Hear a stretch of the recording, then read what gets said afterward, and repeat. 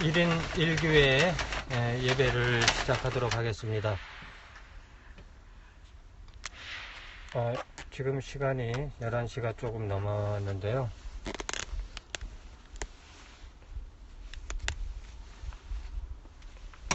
오늘 우리 1인 공화국 그걸 만들 그 장소에 또 나왔습니다.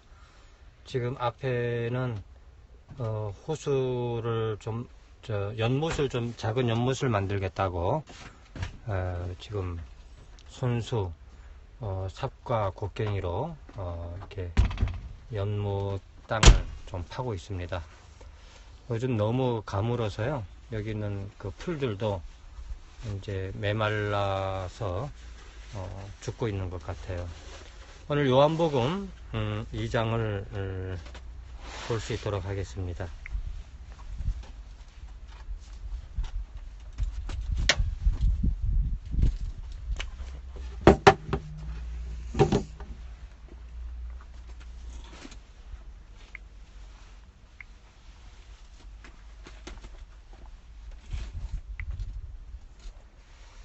요한복음 2장 1절 사흘 되던 날에 갈릴리 가나에 혼인이 있어 예수의 어머니도 거기 계시고 예수와 그 제자들도 혼인의 청함을 받았더니 포도주가 모자란지라. 예수의 어머니가 예수에게 이르되 저희에게 포도주가 없다 하니 예수께서 가라사대 여자여 나와 무슨 상관이 있나이까 내 때가 아직 이르지 못하였나이다.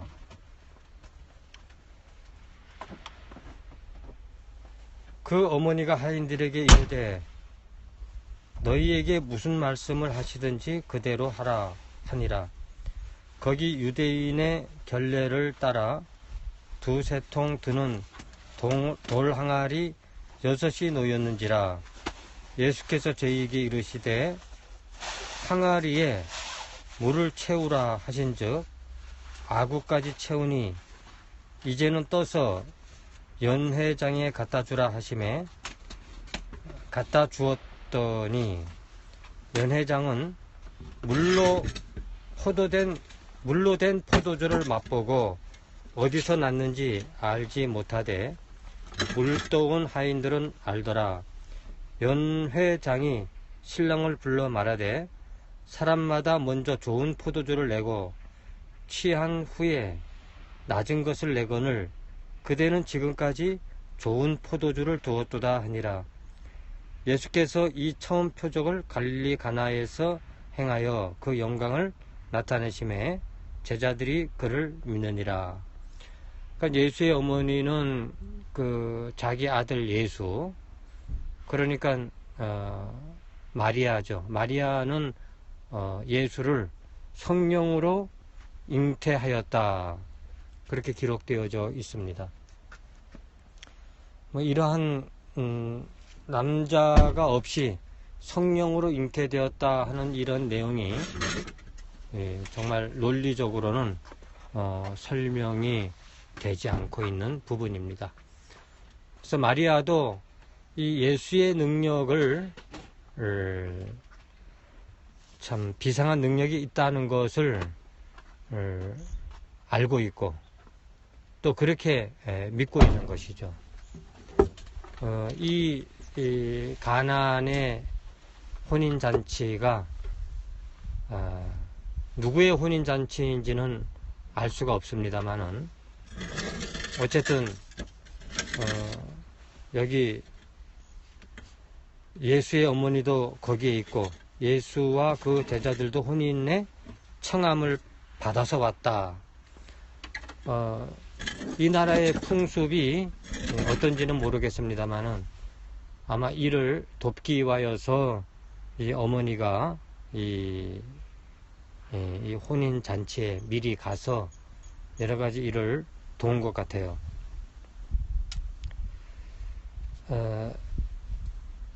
그런데 손님이 많았던지 무슨 이유에서인지는 모르겠지만 포도주가 모자랐다. 그래서 이 마리아는 그의 아들 예수에게 포도주가 없다라고 알리게 되었습니다. 오늘 이 물이 포도주로 변하였다고 하는데, 포도가 포도주로 변하는 것이지 물이 포도주로 변할 수는 없는 것이죠. 그러나 이것이 이제 예수님이 공생의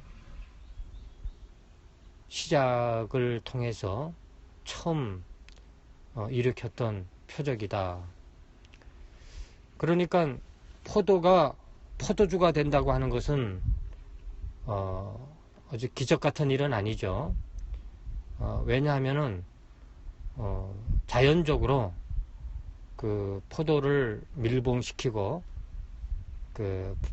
밀봉시켜 놓으면 포도주가 될 수 있기 때문에 자연적인 현상이다. 그런데 어떻게 포도가 포도주로 변하는가? 이건 또 논리적으로 설명할 수는 없어요. 물이 포도주로 될 수가 없기 때문에 기적이라고 부르는 것이죠. 그러나 이 천지 만물을 창조하신 하나님의 능력이라면은 물이 포도주로도 바뀔 수가 있겠다.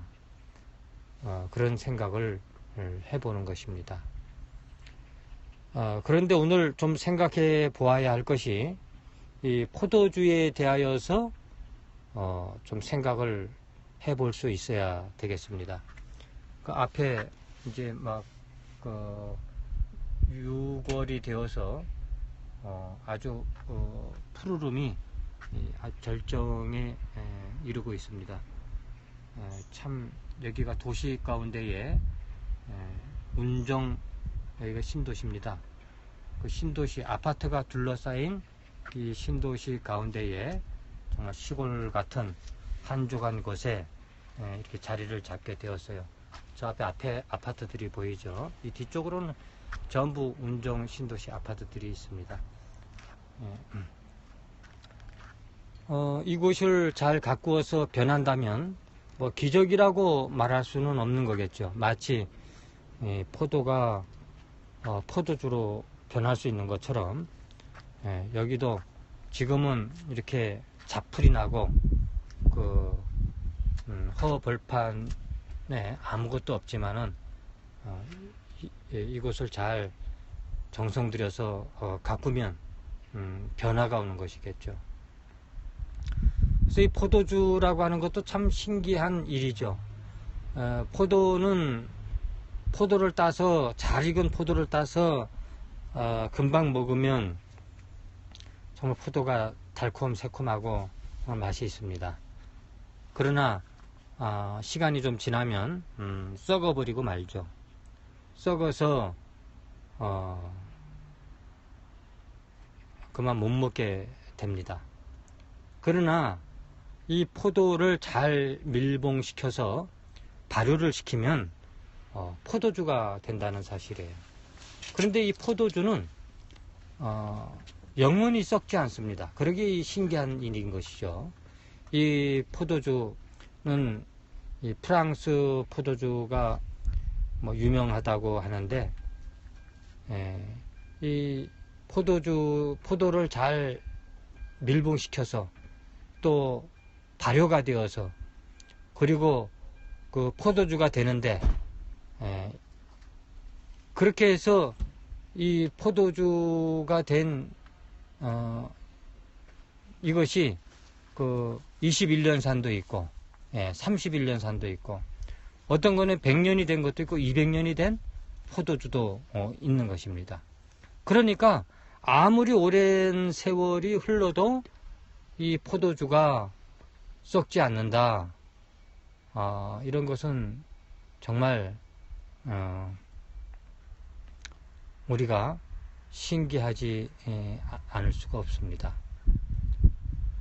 포도가 포도주로 변했다는 것이죠. 그러나 지금 이 시간에는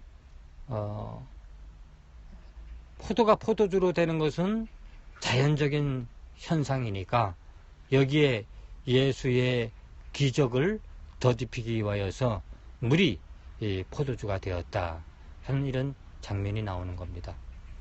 사실 이 변한다는 거, 언제나 이 종교라고 하는 것은 이것이 문제되는 거 아닙니까? 영원한 생명, 이 기독교라고 하는 것, 또 우리의 인생이라고 하는 것, 우리가 무엇에 초점을 가지고 있느냐면은 이 종교라고 하는 것은 이 죽음에 관련되어 있죠. 사람이 이 땅에 태어나서 100년을 살지 못하고 죽게 되니까 사람은 언제나 거기에 퀘션 마크, 의문점을 가지고 있습니다. 하도 비가 안 와가지고 이제 이게 다 말라가는 것 같아요. 물을 좀 공급해 줘야 될 것 같아요. 참 온 땅이 가뭄으로 지금 땅이 갈라지고 농사가 참 이 비가 안 와서 농작물이 다 시들어가고 있습니다.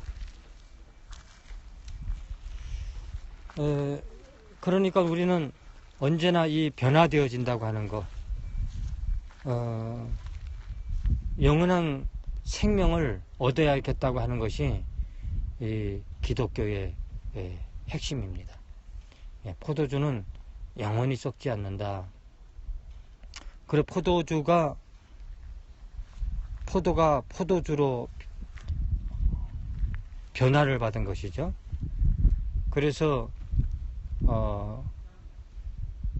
기독교의 핵심은 사람이 변화를 받게 되는 것입니다. 예수 믿고 구원받아서 새로운 사람으로 태어나는 것, 새로운 생명으로 거듭나는 것, 이것이 인간의 변화다 이렇게 볼 수가 있어요. 그러면 어떻게 변할 수 있겠는가? 어떻게 영원한 생명을 얻을 수 있겠는가? 지금 이 포도주라고 하면은 이 포도의 발효, 그 밀봉 아닙니까? 포도는 공기 중에 발효시킬 수 있는 그런 균이 있기 때문에 포도를 밀봉시키면 포도주가 됩니다. 사람이 새로운 생명을 얻고 새 생명을 얻고 변화된 삶을 살기 위하여서는 이 밀봉이 필요한 것이죠. 저절로 되지는 않는다는 것입니다. 자연인으로 태어난 사람이 저절로 영원한 생명으로 거듭나지지는 않는다는 겁니다. 우리가 영어를 잘하기 위하여서는 미국에 가서 미국 사람들하고 섞여서 살다 보면 저절로 영어를 잘할 수 있게 되는 것이죠. 인도에서는 그 선생님을 만나야 한다 이런 말을 하는데요. 우리 사람이 되기 위하여서는 우리는 먼저 된 선생님을 만나야 되는 것이죠. 선생님을 만나지 않고서는 우리가 변화를 받을 수가 없기 때문에 그렇습니다. 그래서 교회를 다니는 것도 또 하나님의 말씀을 듣는 것도 이게 다 직접적으로 그 선생님이 변화를 주는 것이 아니지만 우리가 변화를 받게 된다. 교회를 다니고 하나님 말씀을 듣다 보면 밀봉이 되어진 것과 마찬가지가 되어져서, 마찬가지가 되어져서 결국 변화가 오게 된다는 것이죠. 마치 어미닭이 알을 품고 있으면, 알을 품고 있어야 언젠가는 그 알이 깨어나고 부화가 되는 것이죠. 그런 것처럼 우리는 이 포도주를 생각하면서 우리의 영원한 생명, 그리고 우리의 변화, 새로운 삶의 변화, 이런 것들을 생각해 볼 수가 있습니다. 옛날 말에는 그 맹구 부목이라고 그래요. 맹구 부목. 눈먼 거북이라고 하는 내용인데요. 이 거북이가 깊은 물속에서 오래 살다 보니까 그만 눈이 멀어버렸어요. 그래서 참 저 밝은 세상을 보여달라고 이 거북이가 신에게 이렇게 간절히 기도를 드렸는데요. 이 간절히 기도를 드리니까 그 신이 그 거북이를 불쌍히 여겨서 배꼽에다가 배꼽눈을 하나 달아주었다 하는 그러한 내용입니다. 그래서 이 거북이는 배꼽눈을 달고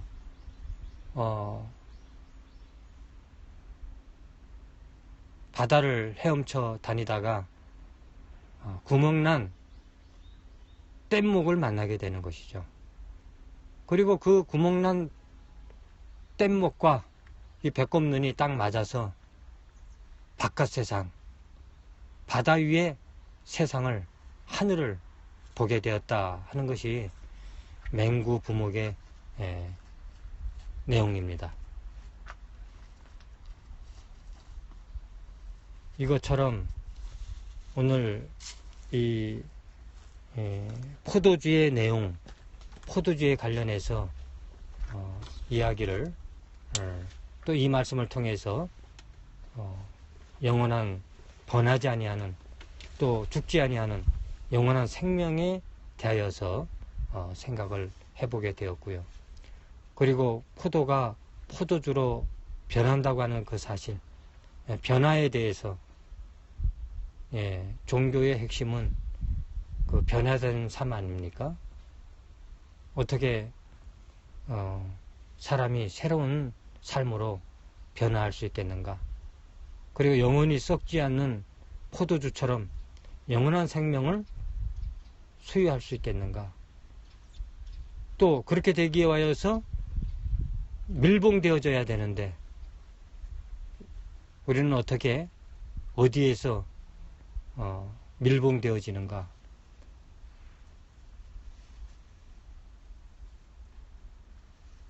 그래서 우리는 교회를 다니고, 교회를 다니면서 말씀을 듣고, 말씀을 듣다 보면 새로운 생명과 새로운 삶, 변화가 그 사람에게 있게 되는 것이죠. 오늘 이 예배를 또 마치고 굉장히 그 열기가 심각한데요. 저기 보면은 이 쓰레기를 열심히 줍고 다니는 사람이 있네요.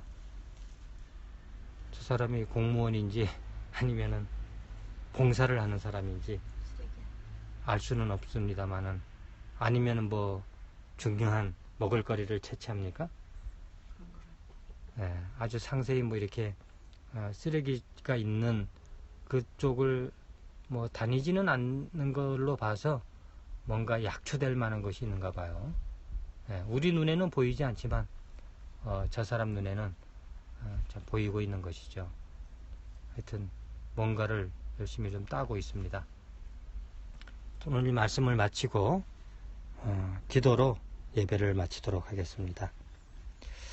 고마우신 아버지 하나님, 오늘 참 하나님, 예수님의 첫 번째 기적으로서 물이 참 포도주로 변하는 신기한 기적을 보았습니다. 참 포도가 포도주로 변한다고 하는 사실도 우리는 너무 신비하기만 합니다. 어떻게 포도주가 되면 100년이 가고 200년이 가도 그 포도주가 썩지 아니하고 사람이 먹을 수 있는 그 귀한 포도주가 되는지 우리는 알 수 없습니다만은, 우리는 이 신기한 이 변화를 생각하면서 우리에게도 참 하나님으로부터 오는 변화를 생각할 수 있게 해주시고, 또 죽음에서 벗어나 영원한 생명을 얻을 수 있다고 하는 희망을 보게 하시고, 또 우리의 삶이 전체로 변하여서 참 썩지 아니하는, 죽지 아니하는 영원한 생명으로 바뀌어서 우리의 삶이 더욱 빛날 수 있게 축복해 주옵소서.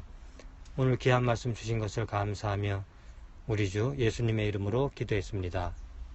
아멘. 오늘 예배를 마치고요.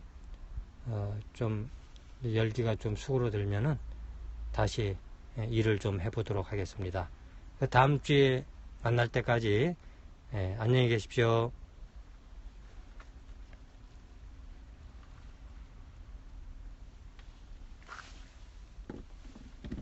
예배를 마쳤어요. 캠핑카 찍으라고? 여보시오.